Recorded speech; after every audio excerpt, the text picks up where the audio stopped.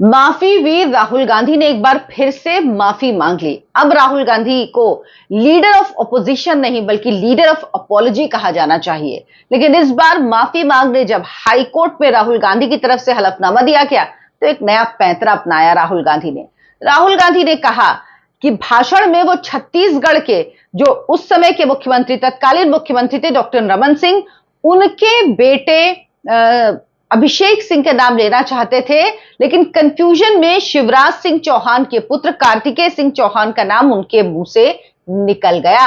और अब कांग्रेस और पूरा इकोसिस्टम यही नैरेटिव बनाने में लगा हुआ है। लेकिन ये समझ नहीं पा रहे कि ये कह के ये अपने नेता को क्यों मूर्ख साबित करना चाहते हैं। ये क्यों साबित करना चाहते हैं कि राहुल गांधी, जो कांग्रेस पार्टी देश की सबसे पुरानी के सबसे बड़े नेता हैं, उनकी और ज्यादा फजीहत हो रही है। भाई, किसी से स्लिप ऑफ टंग होता है, लेकिन ये स्लिप ऑफ टंग नहीं, स्लिप ऑफ क्या कहेंगे आप, पूरी बॉडी का स्लिप ही था ये। तो क्यों, ये विस्तार से आपको इस वीडियो में बताऊंगी। नमस्कार, बहुत बहुत स्वागत है। आप देखना शुरू कर चुके हैं आयन भारत। आपसे गुजारिश है मेरे चैनल को सब्सक्राइब जरूर कीजिए। अगर आप अभी तक मेरा वीडियो देख रहे हैं तो वीडियो देखते जाइए और साथ ही साथ सबसे पहले मेरे चैनल को सब्सक्राइब जरूर कर लीजिए। आपके सब्सक्राइब करने से हमें बहुत मदद मिलती है। दरअसल मैं क्यों इसको कह रही हूं कि स्लिप ऑफ टंग नहीं, स्लिप ऑफ बॉडी कह लीजिए, स्लिप ऑफ राहुल गांधी के अड़ोस पड़ोस कह लीजिए, लेकिन स्लिप ऑफ टंग नहीं हो सकता। राहुल गांधी का पूरा बयान क्या था? राहुल गांधी ने कहा था कि 2018 में झाबुआ, जो मध्य प्रदेश है, वहां पर एक चुनावी रैली को संबोधित कर रहे थे। उसमें उन्होंने कहा, पनामा पेपर्स लीक मामले में शिवराज सिंह चौहान के बेटे कार्तिकेय सिंह चौहान का नाम शामिल है। पाकिस्तान के पूर्व प्रधानमंत्री नवाज शरीफ का पनामा पेपर्स में नाम आने के बाद उनको सजा हुई, उनको जेल जाना पड़ा, लेकिन मध्य प्रदेश में कोई कार्रवाई नहीं हुई। अब आप एक बताइए, आप ये कहते हैं कि डॉक्टर रमन सिंह के बेटे कार्तिकेय सिंह, छत्तीसगढ़, तब तो समझ में आता। आप सारे फैक्ट्स ही गलत बोल रहे हैं। मतलब कार्तिकेय सिंह का नाम गलत, उनके पिता शिवराज सिंह चौहान का नाम गलत, और मध्य प्रदेश, मतलब सारी गलती। इसे स्लिप ऑफ टंग कहते हैं। भाई, अगर आपको 360 डिग्री का यू टर्न ही लेना है या पूरा 360 डिग्री टर्न हो जाना है तो हो जाइए। जनता को आप इतना मूर्ख समझते हैं। और कांग्रेस पार्टी के जो लोग ये कह रहे हैं कि स्लिप ऑफ टंग है, भाई वो सोच लें वो अपने नेता को क्या बताना चाहते हैं। मतलब राहुल गांधी यही नहीं समझ पा रहे थे कि वो मध्य प्रदेश में खड़े कि छत्तीसगढ़ में खड़े हैं। इतने बड़े मुद्दे को उठा रहे हैं कि पनामा पेपर्स लीक में नाम है, किसका नाम है उसको गलत, उसके पिता का नाम गलत, जगह का नाम गलत, कि मध्य प्रदेश में उनको सजा नहीं हुई, सब कुछ गलत बोलेंगे। और उसके बाद ये लोग आएंगे, कहेंगे नहीं नहीं, राहुल गांधी तो बब्बर शेर हैं। शेर होते हैं, जंगल में शेर होता है, बब्बर शेर भी होते हैं, सर्कस में भी होते हैं, बब्बर शेर शक्कर सर्कस में भी दिख जाते हैं। और एक शेर होते हैं जिनको आप कपड़े, उनका आवरण पहना देते हैं, तो वही वाले शेर हैं ये सब। और ये नहीं समझ पा रहे हैं कि शेर शेर के चक्कर में ये राहुल गांधी की और ज्यादा भद पिटवा रहे हैं और ज्यादा बेइज्जती करवा रहे हैं। अब पूरा मामला क्या था ये आपको बताती हूँ। ये दरअसल 2018 का झाबुआ का मामला था, जहां चुनावी रैली में राहुल गांधी ने पनामा पेपर्स लीक मामले का जिक्र किया था। उसके बाद कार्तिकेय सिंह, जो उस समय मुख्यमंत्री शिवराज सिंह चौहान थे, उनके पुत्र, उन्होंने राहुल गांधी के खिलाफ भोपाल की जो एमपी एमएलए कोर्ट है उसमें मामला दर्ज कराया था, विशेष अदालत में। और यह कहा था कि उन पर जो आरोप लगाया गया है पनामा पेपर्स लीक मामले का राहुल गांधी की तरफ से, उससे उनकी प्रतिष्ठा को नुकसान पहुंचा है। पूरी टाइमलाइन आपको बताती हूं। 30 अक्टूबर 2018 को मानहानि का मामला दायर करवाया कार्तिकेय सिंह चौहान ने। 27 फरवरी 2025, यानी इसके सोचिए 7 साल बाद, कोर्ट भी किस तरह से काम करती है, कोर्ट पे भी मैं बात करूंगी। अगर आपको कोर्ट पे वीडियो देखने हैं तो मुझे कमेंट करके जरूर बताइएगा। मैं कोर्ट पे पहले बहुत वीडियो बनाती थी, अब इस वक्त मैंने कम कर दिया है।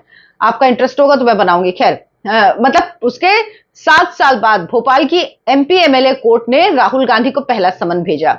फिर 9 मई 2025 को राहुल गांधी समन जारी होने के बाद भी अदालत में नहीं पेश हुए। फिर 10 मई 2025 को राहुल गांधी के पेश नहीं होने पर कोर्ट ने दूसरा समन जारी किया। फरवरी मार्च 2026 राहुल गांधी ने समन और कार्यवाही को कोर्ट में चुनौती दी, यानी मानहानि के मुकदमे को और समन दोनों को हाई कोर्ट में चुनौती दी। 7 मई 2026 को हाई कोर्ट ने दोनों पक्षों की दलीलें सुनी और मामले को आगे की सुनवाई के लिए सूचीबद्ध कर दिया।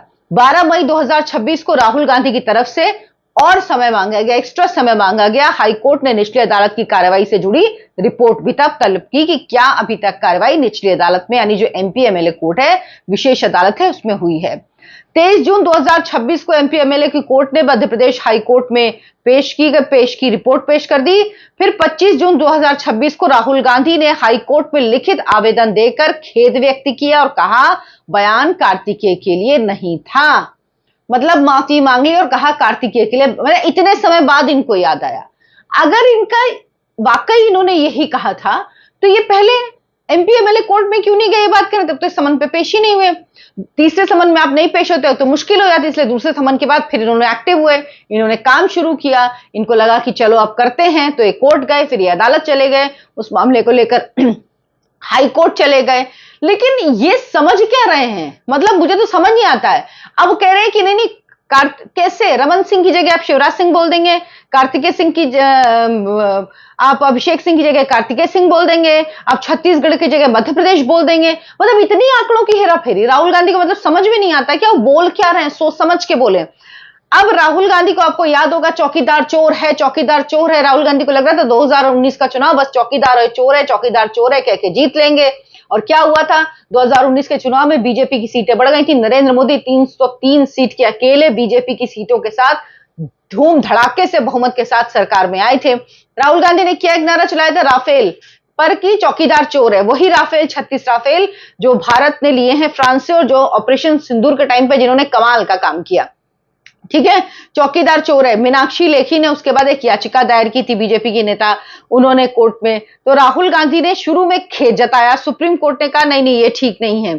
सुप्रीम कोर्ट ने में बाद में राहुल गांधी ने क्या किया, शपथ पत्र एफिडेविट में बिना शर्त माफी मांगी और कहा कि ये बयान जो उन्होंने जोड़ा कोर्ट का, ये अनजाने में हुआ। दरअसल उन्होंने क्या कह दिया था साथ में, चौकीदार चोरों के साथ वो कहने लगे थे कि अदालत ने इस बात को मान लिया है कि राफेल खरीद में घोटाला हुआ है। ऐसा कुछ हुआ ही नहीं था, मतलब इतना सफेद झूठ बोलते हैं ये लोग। उसके बाद अदालत ने जब क्लास लगाई तो लिख के माफी मांगते हैं, ये हलफनामे दे दे के वो सुप्रीम कोर्ट में, अब कार्तिकेय सिंह के मामले में हाई कोर्ट में, और कहेंगे नरेंद्र सरेंडर। भैया सरेंडर तो आप रहते हैं, नरेंद्र ऐसा काम नहीं करते प्रधानमंत्री नरेंद्र मोदी की उन्हें सरेंडर करना पड़े, ये काम आप करते हैं। नाक कटवाते रहते हैं, भद्दे पिटवाते रहते हैं, और अब कांग्रेसी बेचारे फटा सिलने में लगे हैं। नहीं नहीं स्लिप ऑफ, अरे भैया स्लिप ऑफ टंग इसको कहते हैं। मतलब क्या समझते हो, मतलब आदमी का दिमाग घूम जाए कि कितना स्लिप होता है भाई, हर वर्ड स्लिप होगा क्या? तो ये बोलो ये सीख के बोल के आए, या इनको जो पढ़ाया सिखाया जाता वो ये आके बोल नहीं पाते हैं। मैं सोच रही हूँ थोड़ा सा आपको ये बता दूं, पनामा पेपर्स लीक किया था क्योंकि उसका जिक्र इसमें हुआ है। दरअसल सेंट्रल अमेरिका में एक देश है, सेंट्रल अमेरिका में एक लॉ फर्म है जिसका नाम था मोसैक फोनसेका। इस फर्म में करीब 1.15 करोड़ गोपनीय जो दस्तावेज थे वो लीक हो गए थे, जो कॉन्फिडेंशियल थे वो लीक हो गए थे। और इसमें दुनिया भर के जो बिजनेसमैन हैं, जो नेता हैं, खिलाड़ी हैं और तो और अपराधी हैं, इनके निवेश की जानकारी थी। और जब ये लीक हुआ तो इससे पता लगा कि दुनिया के ताकतवर लोगों ने अपनी संपत्ति, जो उनकी बेनामी संपत्ति है, उसे छिपाने के लिए और टैक्स से बचाने के लिए पनामा जैसे देशों में शेल कंपनियां बनाई हुई हैं। पनामा जैसे देशों को टैक्स हेवन कहा जाता है क्योंकि वहां पर बाहरी निवेश पर बहुत कम या लगभग समझ लीजिए शून्य टैक्स लगता है और निवेशकों की पहचान भी गुप्त रखी जाती है, यानी किसने आपके यहाँ इन्वेस्ट किया है ये डिस्क्लोज नहीं किया जाता, ये पब्लिक डोमेन में नहीं आता है। अब ये आरोप लगाया गया था कि कई देशों में कमाया गया काला धन फर्जी कंपनियों के जरिए सफेद किया गया, मतलब अपना धन आपने पनामा इन्वेस्ट कर दिया और उसके बाद आप कहेंगे कि वहां के बिजनेस से आपको फायदा हुआ। तो ये सब कुछ चल रहा था। इस लिस्ट में बॉलीवुड स्टार्स के भी नाम आए थे, कई बिजनेसमैन के नाम आए, तकरीबन समझिए 500 भारतीयों के नाम इस लिस्ट में आए थे। पाकिस्तान के प्रधानमंत्री को इसको लेकर अपनी कुर्सी गंवानी पड़ी थी, जेल भी जाना पड़ा था, उनके परिवार के कई लोगों का नाम इस लिस्ट में था। आइसलैंड की प्रधानमंत्री, उनको भी इस्तीफा देना पड़ा था। और भारत समेत कई देशों ने उसके बाद, ये पनामा पेपर लीक्स आने के बाद कई देशों ने कड़े कानून बनाए थे ब्लैक मनी को लेकर, और आयकर विभाग ने बहुत सारी छापेमारी भी की थी। एक विसिल ब्लोअर थे जिन्होंने दस्तावेज जर्मनी के अखबार को दिए थे।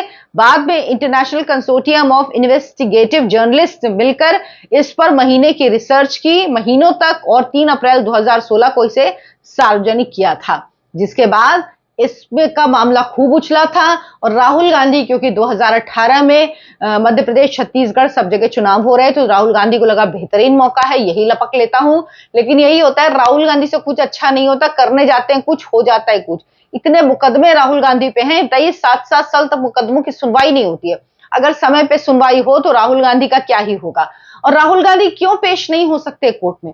राहुल गांधी दरअसल भारत में है ही नहीं इस वक्त। राहुल गांधी क्या, आपको याद होगा कोटा में उन्होंने किया था एक कार्यक्रम, उसके बाद अब वो जुलाई में करेंगे, जुलाई मिड में करेंगे। तो राहुल गांधी है नहीं, दरअसल राहुल गांधी घूमने गए हैं। और राहुल गांधी विदेश यात्रा, अब देखिए वापस आएंगे ना विदेश से, तो आप ध्यान दीजिएगा, राहुल गांधी कोई एक नया मुद्दा लेके आएंगे और उसको लेकर फिर शुरू हो जाएंगे। ऐसा अक्सर पैटर्न उनका देखने को मिलता है। जब बाहर से आते हैं, कोई एक मुद्दा लेके आते हैं, फिर उसको लेकर वो नैरेटिव बनाने की कोशिश करते हैं, और उनका पूरा इकोसिस्टम नैरेटिव बनाने की कोशिश करता है।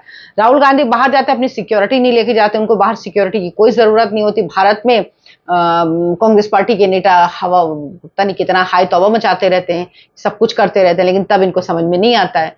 तो यही चल रहा है इनका। लेकिन राहुल जी, आप माफी, मैं राहुल गांधी हूं, मैं माफी नहीं मांगूंगा। मुझे तो याद आता डायलॉग बढ़िया सा भाषण में दिया था, मर जाऊंगा लेकिन माफी नहीं मांगूंगा। राहुल जी प्लीज, वैसे उनको खुद ही नहीं याद रहता, सुबह उठ के सो के उठते हैं, जो लगता है वो बोलने लगते हैं। कितने उदाहरण इसके दे चुके हैं, इसलिए उनसे उम्मीद करना कुछ बेकार है। लेकिन लीडर ऑफ अपॉलॉजी, माफ करिएगा, लीडर ऑफ अपोजिशन की को थोड़ा सोच समझ के बोलना चाहिए। आप क्या सोचते हैं इस पर कमेंट करके जरूर बताइएगा। वीडियो को लाइक जरूर कीजिए, शेयर कीजिए, और मेरे चैनल आयम भारत को सब्सक्राइब कर लीजिए। धन्यवाद, नमस्कार।